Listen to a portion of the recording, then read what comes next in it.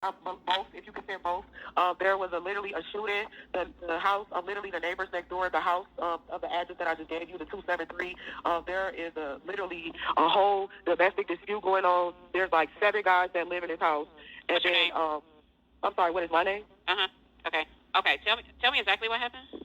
Okay, so I'm the neighborhood watch, and basically, like I said, these guys they're like selling drugs in and out of the house. All you see is guys coming in and out of the house with guns and stuff. They hold the guns in the air, and then it's like, I'm not sure if they're pimping, but it's like the situation that's going on right now. All right, players, so that is a portion of the 911 call that led to the fatal incident involving Atlanta rapper Young Scooter. Now, according to authorities on March 28th, when officers responded to that 911 call, 2 males exited the house. Now, 1 male went back in, and the other male, who has been identified as Atlanta rapper Young Scooter, began to flee. Apparently, he jumped over 2 fences where he injured himself and unfortunately died from that injury. According to the preliminary medical examiner's report, Kenneth Bailey, also known as Young Scooter, cause of death was a penetrating injury to the right thigh. His manner of death has been ruled an accident. They commented that Mr. Bailey sustained a penetrating injury of the right thigh that created marked blood loss. The injury was not a gunshot wound. Mr. Bailey injured himself on organic wooden fencing material and other woody debris after vaulting at least 1 fence. Now, ever since this horrific incident occurred, everybody was wondering who placed the 911 call, because according to authorities on that night, they said that they received a 911 call stating that there was some type of domestic dispute, and also there was weapon fire. However, there was no women on the scene. And that's where Demi Blanco comes in.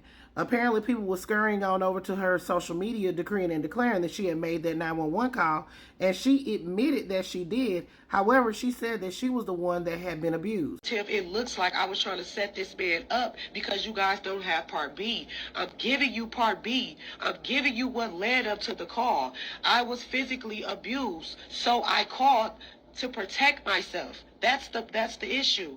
That's part A. I never had any intentions to get anybody hurt. Well, I don't believe that officers of the goddamn law believed her, because she has been arrested, honey. 31-year-old Demetria Spence was taken into custody today by Atlanta Police Department, and she was charged with transmitting a false public alarm. Players, listen to me. I have no sympathy or empathy for somebody who would make a false 911 call. I don't know what was going on in that house, but according to reporting, there were no females in that house for her to be saying what was going on was going on. She decreed and declared in a 911 call that everything under the sun was going on in this house. I'm talking about possible pimping. We got selling things that'll take you higher than a Georgia pine. We got a possible domestic dispute where a woman was thrown out in the buff. We got weapon fire. All of these things was going on in this house. Officers arrived on the scene, and for whatever reason, Young Scooter decided to flee the scene. Now, she said on her live video that she was the one that was being abused. Is that true or not? Were you the one that you alleged in this 911 call that was thrown out in the buff? I don't know, but I heard that they was having a birthday party. I don't know what was going on at that place. But either way, the 911 call led to the officers arriving, which led to Young Scooter deciding to flee the scene. In my opinion, I have no empathy for somebody that makes false 911 calls. Ever since the murder of John Crawford, Robert Bell called 911 on that man and lied and said that he had a weapon in a Walmart and that he was pointed at people. Officers arrived and killed him within 2 minutes. I have no empathy for that. And nobody, not even Robert, was ever held accountable for what happened to John Crawford.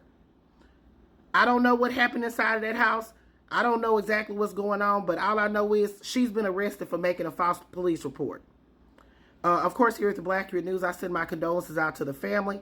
I'm hoping that we get to the complete bottom of this case. Players, put your thoughts in the comments. Let me know what you think. This is Double D Mo for the Black Accurate News.